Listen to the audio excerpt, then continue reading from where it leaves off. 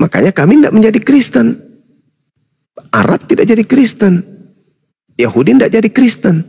Karena Lucifernya hanya bisa berkuasa kepada orang-orang di luar daripada dua bangsa yang memegang tumpu kerajaan Allah.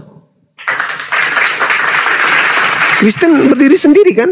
Yahudi berdiri sendiri. Lalu Yesus. Sebenarnya ini Yesus ketika datang, dia datang mempraktekkan hidup sebagai Yahudi atau datang mempraktekkan sebagai Kristen? Jelas Yesus datang sebagai Yahudi. Kristen ini muncul belakangan setelah Yesus terangkat ke langit. Berarti Kristen ini bukan pengikut. Makanya Yesus berpesan kepada orang Yahudi, waspadalah kepada pengikut palsu. Mereka adalah serigala yang nyamar domba. Siapa mereka itu? Adakah Hindu nyamar sebagai Israel? Enggak. Buddha nyamar sebagai Israel? Enggak. Islam nyamar sebagai Israel? Enggak. Hanya Kristen yang nyamar-nyamar sebagai Israel rohani. Cobalah Anda renungkan, kenapa agama kami beda ya? Islam korbannya hewan, Yahudi korbannya hewan, Yesus korbannya hewan, Yesus sunat, Yesus puasa, Yesus sujud dalam ibadah. Loh, kok kami beda ya Kristen ini? Dari mana sebenarnya ini ajaran Kristen? Nah, coba Anda cari, telusuri akarnya. Dari mana ini Kristen? Yesus pernah mengajarkan Kristen gak? Enggak. Bahkan menyebut nama Kristen aja kagak. Nah, sedangkan Yesus sibuk menyebut nama Islam. Celakanya itu di situ. Aku tinggalkan shalom. Aku tinggalkan damai sejahtera.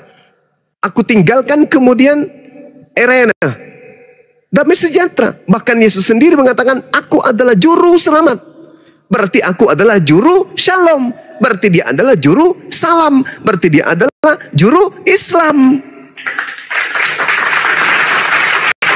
Yesus, orang Kristen kalau berilmu malu menyebut Yesus itu juru selamat. Karena dengan dia menyebut Yesus juru selamat, itu sama dengan dia mengatakan Yesus itu adalah juru Islam, alias guru Islam, alias guru yang mengajarkan ajaran Islam. Apa buktinya? Barang siapa yang percaya kepadaku, dia akan melakukan pekerjaan yang aku lakukan. Apa yang aku lakukan? Sujud, syahadat, puasa, zakat, tidak makan makanan yang diharamkan. Lah Islam lah dia. Bagaimana dengan Kristen? Ibadah minggu, pernah Yesus lakukan? Enggak. Ke gereja, pernah Yesus lakukan? Enggak. Makan babi, pernah Yesus lakukan? Enggak.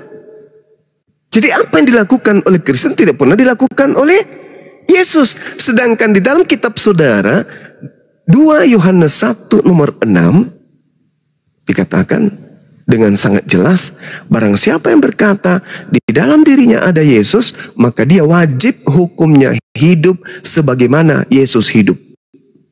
Wajib loh.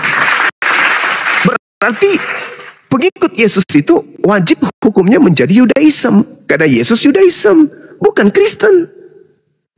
Yohanes 10 nomor 27, aku mengenal muridku, mereka mendengarkan suaraku. Nah, Kristen mendengar suara Yesus gak? Enggak.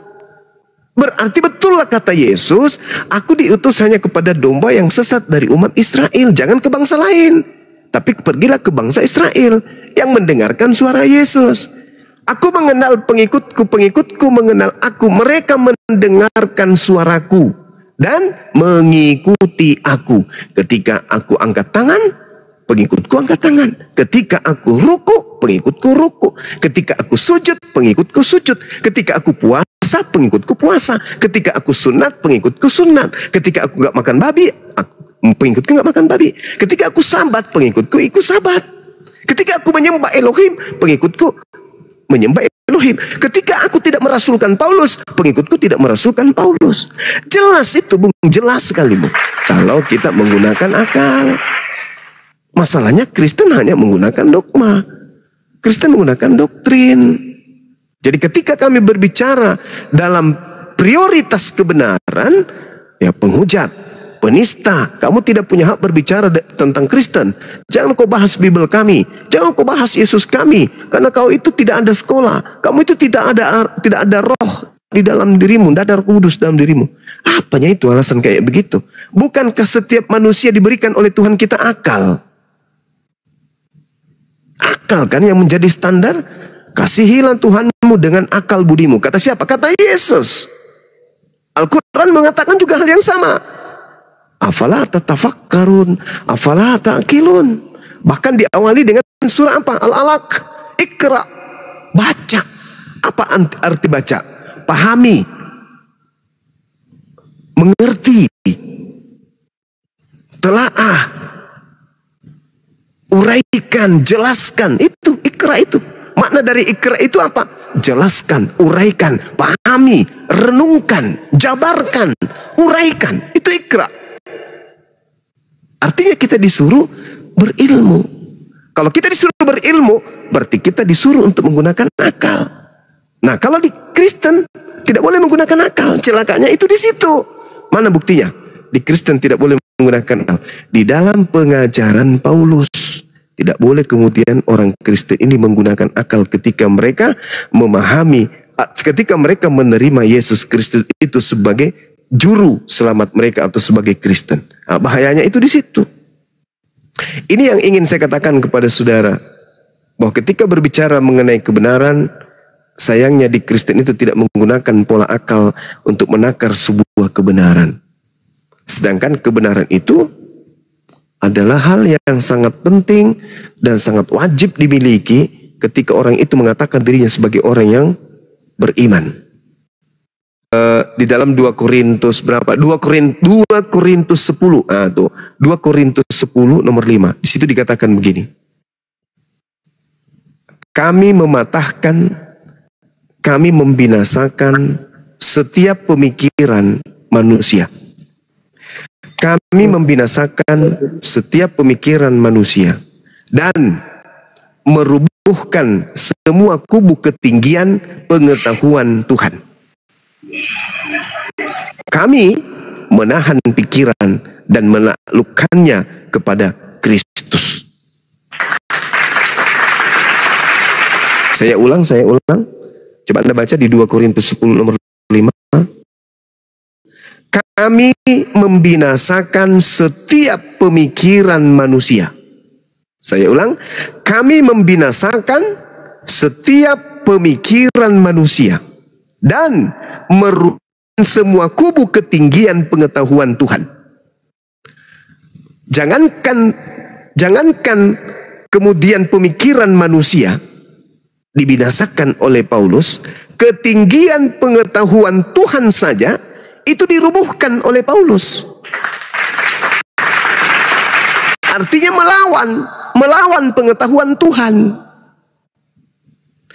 Paulus itu melawan pengetahuan Tuhan. Sehingga dia mengatakan di dalam kitabnya, di dalam 2 Korintus 10 nomor 5, dan merubuhkan semua kubu ketinggian pengetahuan Tuhan. Untuk apa? Untuk kami menahan pikiran dan menaklukkan semua itu kepada Kristus. Jadi hanya doktrin. Pokoknya Yesus. Siapa yang berkata Yesus Tuhan, dia diselamatkan. Doktrin aja. Doktrin, dosa-dosamu semua sudah ditimpakan kepada Yesus. Kamu tenang aja. Pokoknya Yesus sudah menanggung dosa kita. Kita ini adalah anak-anak Tuhan. Tak ada lagi yang bisa menjamah kita. Mati langsung surga. Pokoknya. Itu doktrin. Sedangkan Yesus, kasihilah Tuhanmu dengan akal. Tapi kalau Paulus, kami mematahkan, membinasakan setiap pemikiran, logismos manusia, dan merubuhkan semua kubu ketinggian, hepsoma, pengetahuan, gnosis Tuhan. Kami merubuhkan semua kubu ketinggian pengetahuan Tuhan. Berarti benarlah apa yang dikatakan oleh Paulus, oleh Yesus di dalam di dalam Matius 24 nomor 15. Apabila sang pembinasa keji, apabila engkau melihat sang pembinasa keji duduk di tempat yang kudus, gelar masuk mi pedanduka. Gelar rasul itu adalah gelar yang menyanyi mesin pedanduka, mabuk mesin denisma. Gelar rasul itu adalah gelar tempat kudus. Yesus menubuatkan dalam Matius 24 nomor 15, apabila engkau melihat sang pembinasa keji duduk di tempat yang kudus. Artinya, misalnya gini, saya adalah seorang penjahat, duduk di singgasana seorang raja. Maka saya penjahat ini masih dipanggil penjahat enggak? Enggak. Saya dipanggil apa?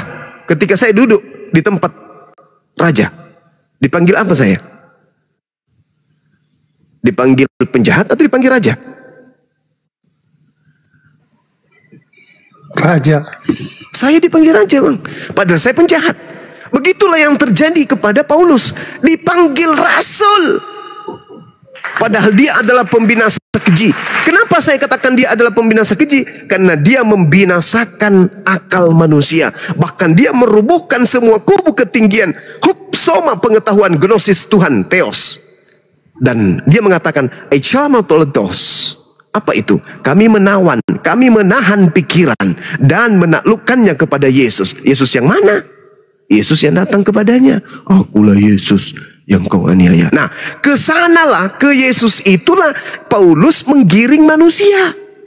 Apa yang dibisikkan makhluk ini kepada Paulus, itulah yang Paulus doktrinkan kepada manusia pengikutnya.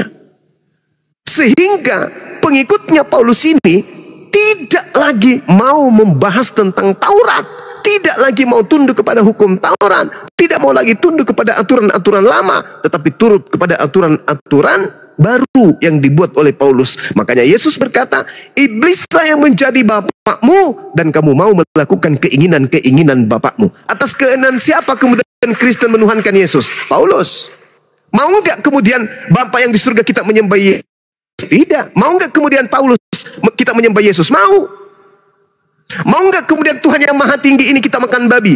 Tidak mau. Mau tidak Paulus ini kita makan babi? Mau. Mau tidak Tuhan pencipta langit dan bumi ini kita tidak sunat? Tidak mau. Mau tidak Paulus ini kita tidak bersunat? Mau. Itulah yang dikatakan Yesus. Iblislah yang menjadi bapakmu dan kamu mau melakukan keinginan-keinginan bapakmu itu. Dan Yesus mengatakan, jangan kau menyebut siapapun sebagai bapak di bumi ini dan di atas langit, karena hanya ada satu bapakmu, yaitu dia yang ada di surga. Tapi Paulus berkata, meskipun beribu pendidik yang datang kepadamu, kau tidak akan memiliki seorang bapak, sebab akulah yang menjadi bapakmu di dalam Yesus Kristus. Nah, dia mengaku bapak, padahal Yesus mengatakan, jangan kau menyebut bapak siapapun di muka bumi ini, karena hanya ada satu bapakmu, yaitu dia yang di surga. Tapi Paulus mengatakan apa? Akulah yang menjadi bapakmu di dalam Yesus Kristus. Kemudian kita lanjut sedikit. Ketika kemudian dikatakan di dalam Matius 24 oleh nubuatan Yesus nomor 15 sampai nomor 27, apabila engkau melihat sang pembinasa keji duduk di tempat yang kudus. Nah, itu tadi yang saya jelaskan. Saya penjahat tapi duduk di tempat raja, maka saya disebut raja. Maka dia yang tadi pembinasa keji duduk sebagai rasul, dipanggil rasul, padahal tidak pantas.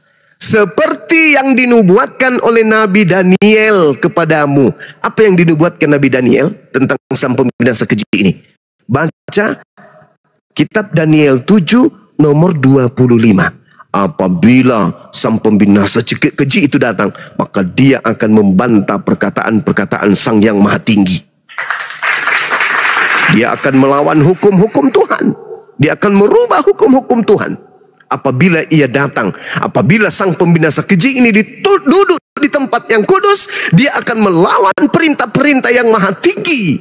Dan dia akan merubah hukum. Baca Daniel 7 nomor 25 sesuai dengan petunjuk Yesus di dalam Matius 24 nomor 15. Lanjut kata Yesus. Jadi apabila engkau melihat dan mendengarkan ada orang berkata, lihat ada Yesus di sini, lihat ada Yesus di sana, jangan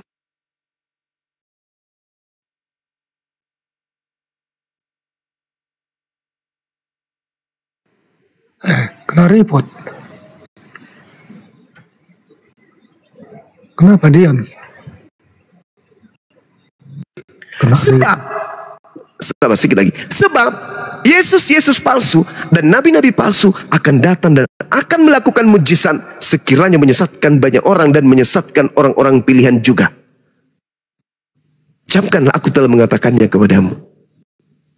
Padahal ketika aku datang kedua kalinya, Aku datang selaksana cahaya yang bersinar atau lontar dari timur sampai ke barat. Demikianlah kelak kedatanganku yang kedua. Berarti kedatangan keberapa yang datang kepada Paulus? Itu bukan Yesus. Yang datang ke Paulus itu bukan Yesus. Bukan Nabi Yesus. Tapi yang datang kepada Paulus itu adalah makhluk yang ngaku-ngaku bernama Yesus. Nasihat Yesus di dalam Lukas 21 nomor 8. Waspadalah kepada penyesat. Penyesat dalam bahasa Yunani adalah planos. Planos itu identik dengan iblis, identik dengan pembohong. Waspadalah kepada penyesat yang datang kepadamu dengan memakai nama Yesus dan berkata, akulah Yesus. Waktunya sudah dekat, jangan kau percaya. Yesus mengatakan akan datang penyesat dengan memakai nama Yesus. Dan berkata, akulah Yesus. Nah, ketika Paulus didatangi makhluk di padang gurun, siapakah engkau Tuhan? Suara itu berbunyi, akulah Yesus yang kau aniaya.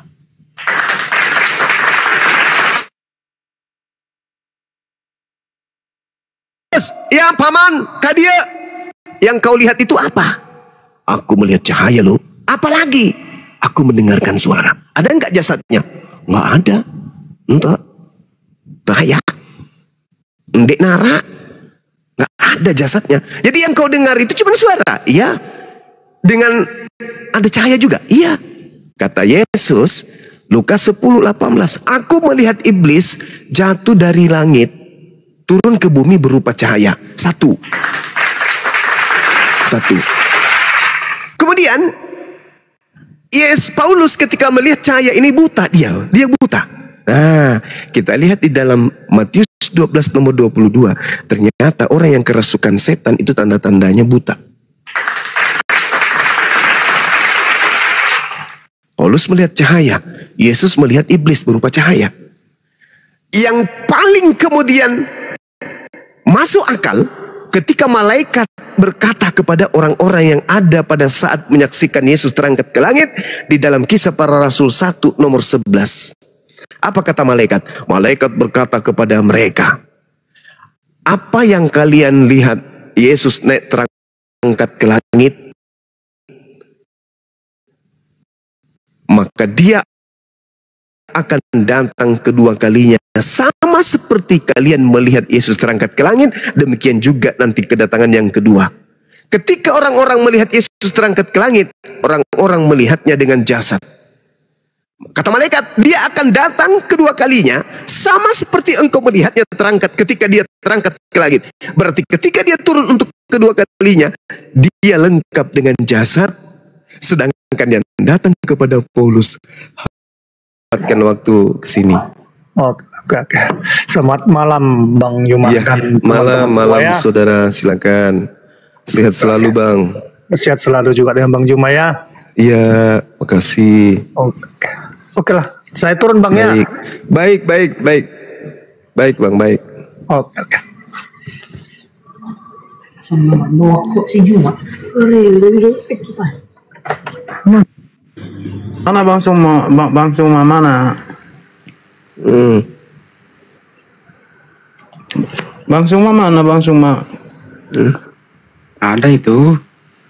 Bang, saya mau bertanya Bang. Siap. Itu tunggu. Iya.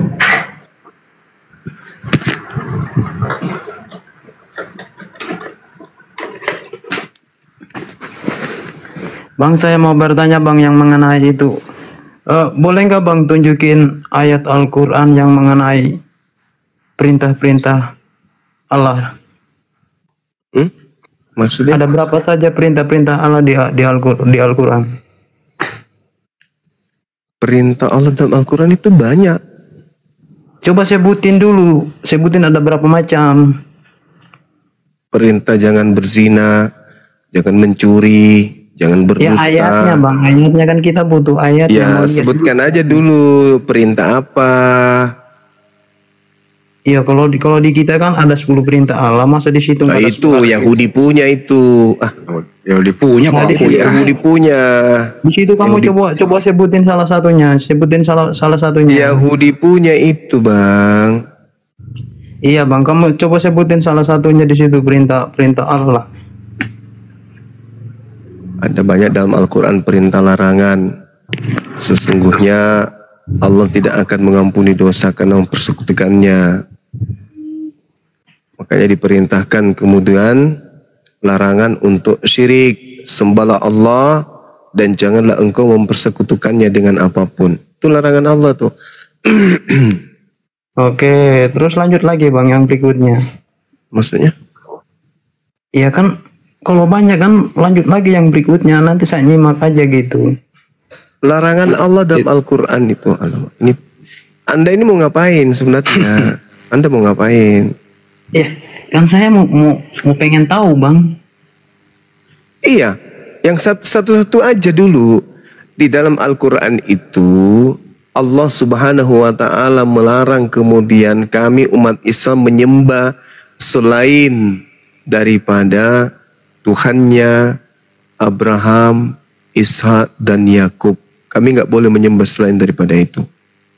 Itu perintahnya. Terus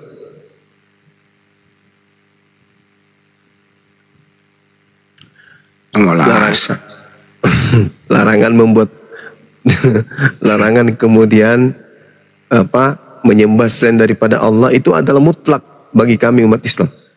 Tidak boleh menyembah kepada manusia. Gitu, Bang.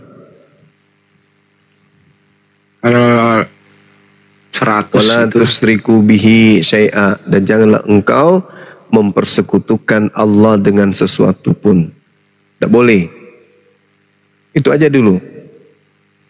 Tidak boleh menyembah selain daripada Allah. Al-Quran surah An-Nisa ayat 36. Wa'budullah wa la tusyriku bihi syai'a. Gitu, Bang. Sama seperti di dalam kitabnya orang Yahudi, Ulangan 20, jangan ada ilah lain di hadapanku. Jangan kau menyembah selain daripada aku. Aku adalah Tuhan yang pencemburu. Tidak boleh menyembah selain daripada aku. Nah, kenapa orang Kristen menyembah kepada Yesus? Ya kan Yesus kan Allah. Hah? Allah.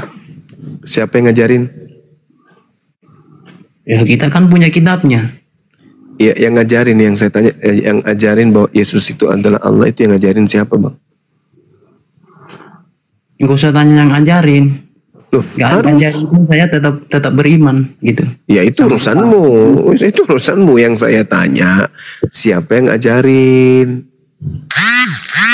Saya itu gak ada yang ajarin, Bang. Jadi Bang Juma yang ngajarin menyembah Allah itu siapa Bang Juma? Para Dengar nabi. Para nabi. Dengar dulu. Yang ajarin gak ada. Ih, Kalau ditanya terus itu kenapa, Domino. Saya tahu sendiri.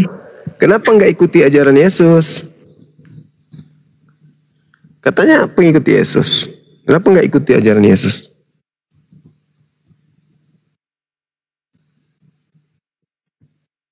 Bang. Domino, kenapa enggak ikuti ajaran Yesus, Bang? Bang. Macet.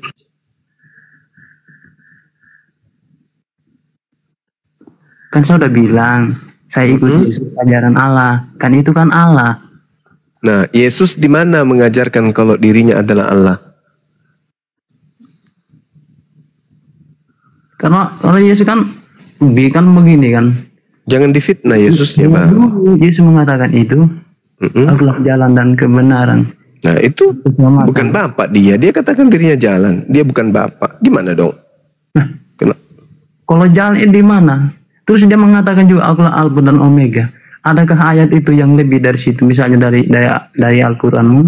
Kalau ada yang mengatakan itu berarti kamu itu munafik. Kok bisa gitu? Di mana Yesus pernah mengajarkan ketika dia di tengah-tengah muridnya mengatakan akulah Alfa dan Omega? Di mana itu, Bang? Ya, Di mana? Kan udah berkali-kali itu dikatakan, tapi kamunya aja yang ini. Ya, saya bertanya loh, di mana pernah Yesus mengajarkan dirinya kepada Bani Israel, akulah Alfa dan Omega, itu di mana? Kamu cari sendiri aja ayatnya. Tidak ada. Cari sendiri Tidak aja. ada. Tidak ada yang berkata akulah Alfa dan Omega, itu makhluk halus yang datang kepada pengarang wahyu. Itu makhluk halusmu. Loh, yang datang di Pulau Patmos kepada penulis kitab wahyu itu makhluk halus, bukan Yesus. Tapi makhluk halusnya mengaku Yesus. Itu yang betul. Tidak pernah Yesus yang adalah anak Maria mengajarkan dirinya Alfa dan Omega. Nggak pernah. Coba kau tunjukkan dalilnya kalau ada. Nggak ada. Yang mengatakan dirinya Yesus, Alfa dan Omega itu adalah makhluk halus yang ngaku-ngaku Yesus. Yesus itu tahun 33, Bung, sudah terangkat ke langit, tidak ada lagi di bumi. Tidak ada lagi di Pulau Patmos. Jadi yang datang ke Pulau Patmos itu bukan Yesus, tapi makhluk halus yang ngaku Yesus. Jadi aku ingin bertanya juga ini sama Bang Juma nih. Gimana Saudara Domino, udah paham? Enggak. Apalagi? Udah paham semua, dan cuman kamu nggak terima aja gitu. Loh, Udah. saya kan bertanya samamu, di mana Yesus pernah mengatakan dirinya adalah Alfa dan Omega? Nggak pernah. Yang mengaku Alfa dan Omega itu adalah makhluk halus. Alamak, gimana sih? Coba, di mana Yesus pernah mengaku akulah Alfa dan Omega kepada murid-muridnya? Ada nggak? Nggak ada. Jadi yang cari sendiri aja ayatnya kalau kamu. Tidak ada ayatnya. Ada. Tidak ada. Yang kau tunjukkan di Wahyu 1 itu bukan ucapan Yesus. Itu ucapan makhluk halus, tapi mengatasnamakan Yesus. Nah udahlah kalau kamu nggak percaya, kalau kamu pertanyaannya bolak-balik, saya mau tanya terus nih. Loh, gimana sih? Saya kan bertanya samamu, di mana Yesus pernah mengaku Alfa dan Omega? Ada nggak? Kalau kamu misalnya menjadikan sebuah itu, iya itu nggak apa-apa, itu kan urusan kamu. Lah, Sekarang saya kok mau jadi tanya kayak lagi. gitu? Bang, saya mau tanya lagi nih. Apa benar Al-Quran itu udah sempurna apa belum? Sempurna? Yakin? Yakin dong, saya Islam. Masa nggak yakin? Coba bersumpah dulu kalau yakin. Ya demi Allah saya yakin. Ya oke. Oke, saya balik bertanya. Saya balik bertanya, apakah Bible itu sempurna?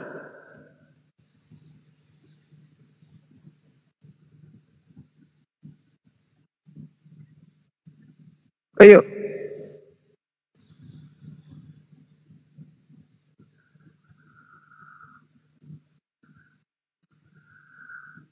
Suara saya nggak kedengaran ya?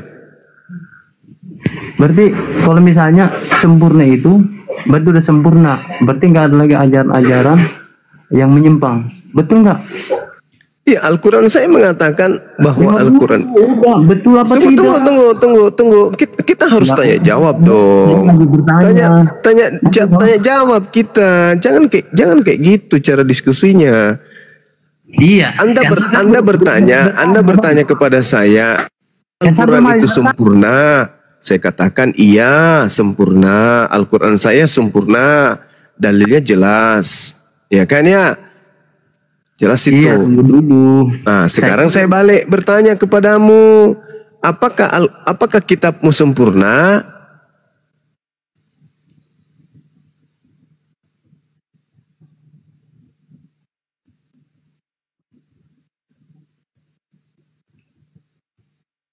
Saya tanya kembali samamu.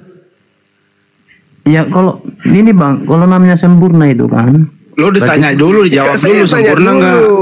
Saya tanya dulu, kitabmu sempurna enggak? Kan saya kan mau tanya situ dulu. Lah, saya sudah jawab, Al-Quran saya sempurna.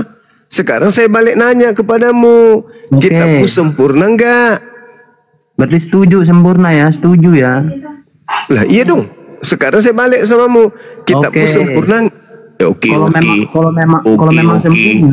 Terus gimana itu yang saya balik bertanya samamu dulu, Bang. Kitabmu sempurna enggak?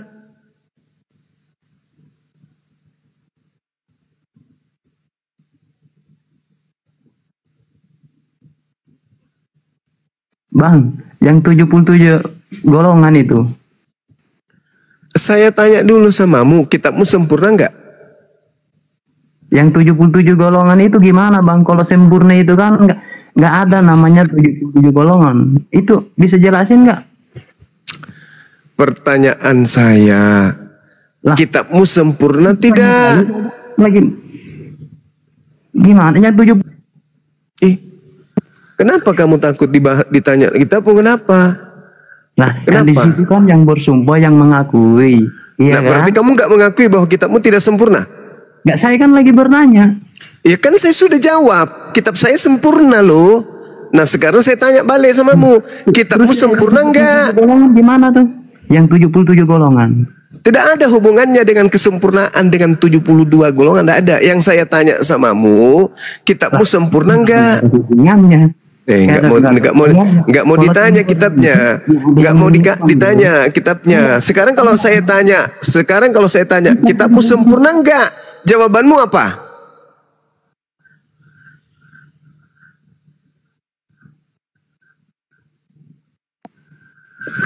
Wah, kok di mute mulu aku? Ya kan, karena kau tidak menjawab. Kan pertanyaan saya, kitabmu sempurna atau tidak? Belum jelasin yang 77 golongan. Sabar, saya akan jelaskan itu. Saya dulu bertanya sama kitabmu sempurna kagak?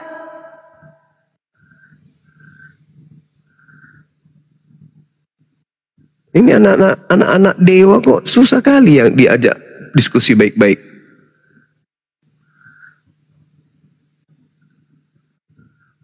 Abangnya tinggal jawab aja, tinggal jelasnya aja. Kamu juga tinggal jawab aja, kitabmu sempurna enggak? Kok kamu malu? Malu ya? Malu dengan kitabmu? Kenapa malu? Ya sudah kau jawab. Kitabmu sempurna atau tidak? Ajarannya itu udah finish. Kitabmu sempurna atau tidak? Ya sempurna lah. Oke, sempurna. Baik. Pertanyaanmu yang kedua apa? Ya tadi coba jelasin yang 77 golongan. Oke. Kesempurnaan Al-Quran itu tidak dilihat dari itu, ditinjau dari aspek ketuhanan. Sempurna, aspek ketuhanan, ajaran tentang Tuhan sempurna. Aspek ibadah, aspek ibadahnya sempurna. Aspek hubungan dengan Tuhan sempurna. Aspek hubungan dengan sesama makhluk itu sempurna dalam Al-Quran. Nah sekarang saya tanya samamu, kalau Anda mengatakan kitab Anda sempurna, di mana sejarah hidup Yesus usia 13 tahun sampai 29 tahun? Silakan tunjukkan di mana tertulis. Apa dua tengah kena jawab ini? Bang. Kau jawab itu. Katanya sempurna. Tadi itu jawabanmu itu. Tadi jawabanmu itu kayak mau. Ya. Kenapa kamu mau memprotes jawaban saya, sedangkan pertanyaanmu jawabannya pasti itu. Yang disempurnakan oleh Al-Quran adalah hukum-hukum. Hukum-hukum yang dibutuhkan oleh manusia, itu yang disempurnakan. Nah kamu pun ikut mengatakan kitabmu sempurna. Oke, kitabmu itu adalah kisah-kisah. Sekarang tolong tunjukkan kisah Yesus usia 13 tahun. 29. Sampai 29 tahun, silakan. Tertulis di mana? Kalau di kitab saya kan alif lam ra, tilka ayatul kitabi wa qur'anin mubin. Al-Quran ini adalah ayat-ayat kitab yang sempurna, yaitu ayat-ayat Al-Quran yang memberi penjelasan. Jelas ayatnya kan? Nah sekarang saya tanya, kau katakan kitabmu sempurna.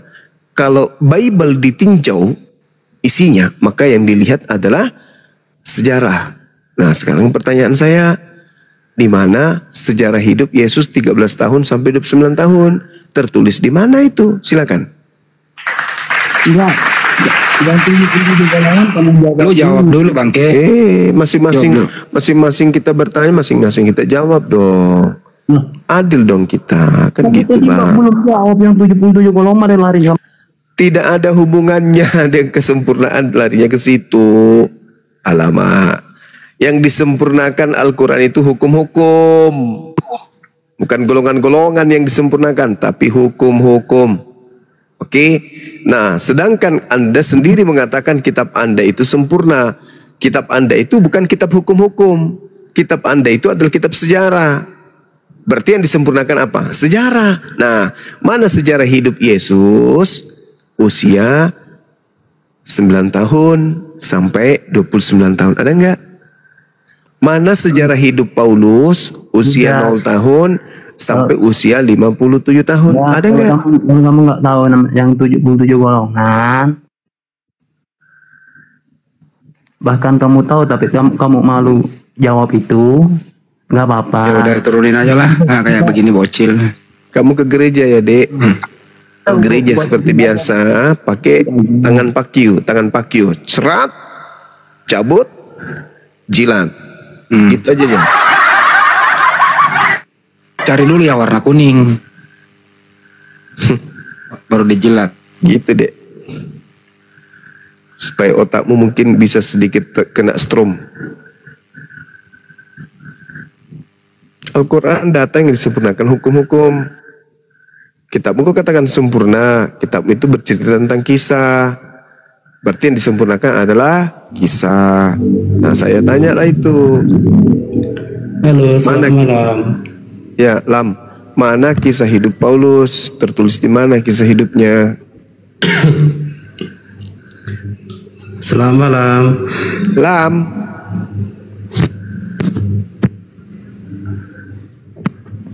Bang Juma. Maria Elizabeth. Iya. Bible itu sempurna nggak? Sempurna. Sempurna Panjama, lanjut. Nah, mana kisah hidup Yesus usia 9 tahun sampai 29 tahun? Oh, bentar aku cari ya. Iya. 13 Panjama, 13 sampai 29. Iya, 9 juga. Dan ada apa Sila sebentu Saya mapadiwata sapai. Ma bener otak mulut taruh. Sudah memang minyak rem.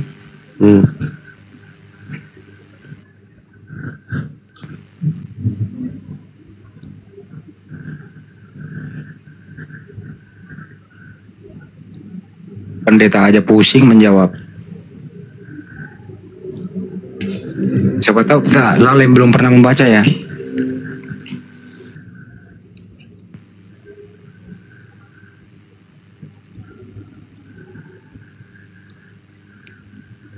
Mana? Hadapilah dengan senyum.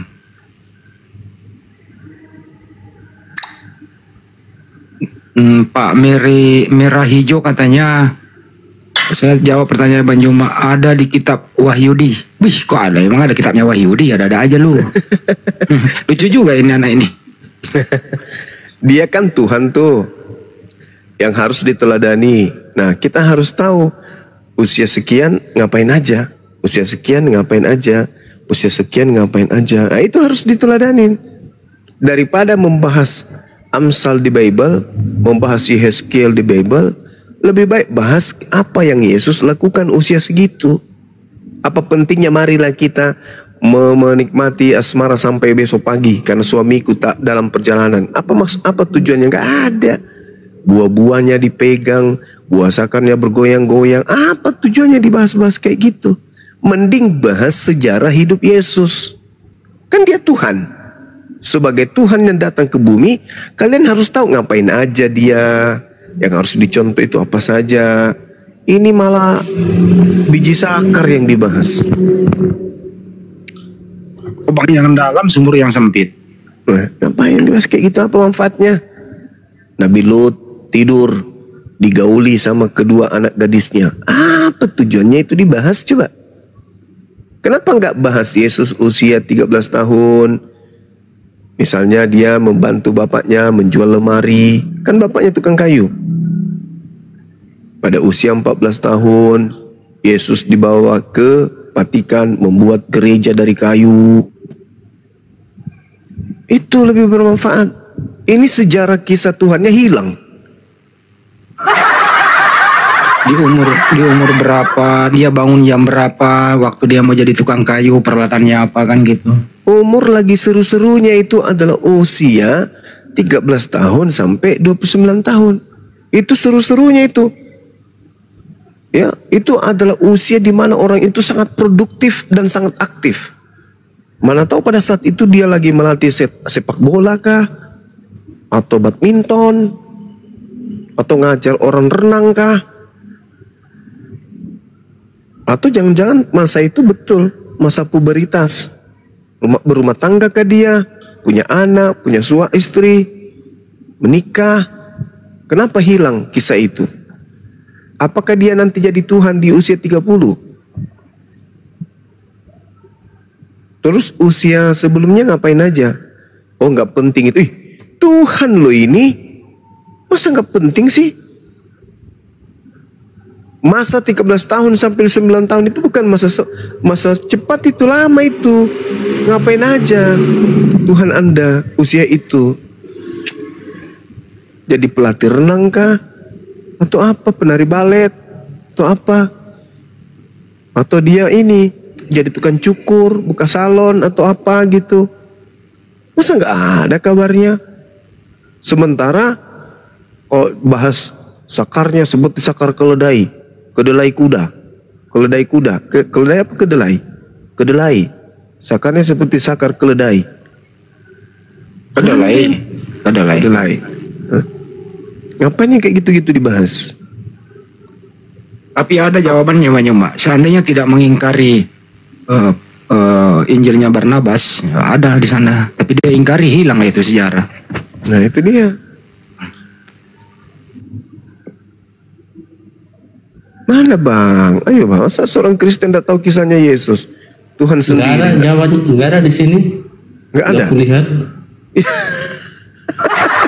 Jadi kitabmu sempurna atau tidak? Jelas sempurna bang. Lo nggak ada itu. Lah, tadi tidak ada. Ya itu kan nggak penting juga. Iya. Masa nggak penting? Hey, masa nggak penting? Jelas nggak penting bang. Kenapa Anda mengatakan tidak penting sementara ini adalah Tuhan? Yang paling utamakan kan baiknya. Apa namanya? Apa namanya ya? Apa ya? Apa? Yang penting dia kan tolong naikin Monica dong. Dirinya sendiri gitu loh. Tolong naikin Mbak Monica sebentar. Ya, mana tahu Tuhan Anda itu menjadi tukang apa? Tebang pohon katanya. Kan itu harus jelas itu. Ada rupanya buktinya kalau Tuhan Yesus jadi tukang pohon. Nah, ada rupanya bukti kalau dia bukan jadi tukang tebang pohon. Loh, aku kan hanya sama juga kok tanya balik. Sama, maka dari itu di usia 13 tahun Yesus ada di bumi atau tidak ada pada masa itu? Ada. Nah, apa yang dia lakukan pada usia 13 tahun? Ya mungkin melakukan kegiatan-kegiatan apa? Kok jadi mungkin kegiatan sih? Orang para Yahudi. Kok jadi mungkin? Ini kayak gitu. Sebelum Tuhan Yesus berlanjut 30 tahun, usia 30 tahun, Tuhan Yesus kan mengikuti tradisi orang Yahudi. Di dalam Tuhan Yesus lahirnya di situ. Saudara, di dalam kitab saudara dikatakan 2 Yohanes 1 nomor 6. Di situ jelas terpampang wajib loh. Apa yang dikatakan dalam kitab saudara? Coba. Ayat berapa? 1 Yohanes 2 nomor 6. 1 Yohanes 2.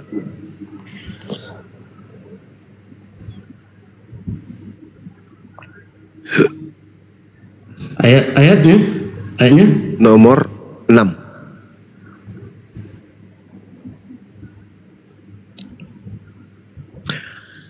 Apa yang dikatakan di situ, Bang? Barang siapa mengatakan bahwa ia ada di dalam dia, ia wajib hidup sama seperti Kristus telah hidup. Nah, bagaimana Yesus hidup? Cara hidup seperti apa Yesus hidup di usia 13 tahun? Karena wajib kalian hidup sama seperti Yesus hidup. Ayo. Yesus ngapain aja di usia 13 tahun? Ngapain aja di usia 14 tahun? Ngapain aja di usia 15 tahun? Ngapain aja di usia 16, 17, 18, 19, 20, 21, 22, 23, 24, 25, 26, 27, 28, 29. Banyak kali lah. Dihilangkan. Ngapain aja dia di situ? Sedangkan dalil kitabmu, barang siapa yang mengatakan bahwa ia ada di dalam Yesus, maka dia wajib hidup sama seperti Yesus telah hidup. Nah, gimana dong? Kan udah aku bilang, Bang. Di usia 13 tahun sampai 29 tahun, Tuhan Yesus mengikuti ajaran tradisi Yahudi. Mana dalilnya? Kan nggak mesti harus ditulis loh. Loh, kok nggak mesti, gimana cerita? Sementara pondasi akhirnya kalian wajib hidup sama seperti Yesus hidup. Iya, memang iya. Nah, bagaimana Anda bisa tahu bagaimana cara hidupnya Yesus kalau tidak ada tertulis? Apakah itu harus penting rupanya tulis? 1 Yohanes 2 nomor 6 ini penting atau tidak? Kalau itu penting. Nah, kalau begitu Anda harus tahu bagaimana Yesus hidup usia 13 tahun sampai 29 tahun. Karena itu penting. Susah kalau penting atau tidak? Ini. Penting atau tidak? Kalau itu nggak terlalu penting lah, Bang.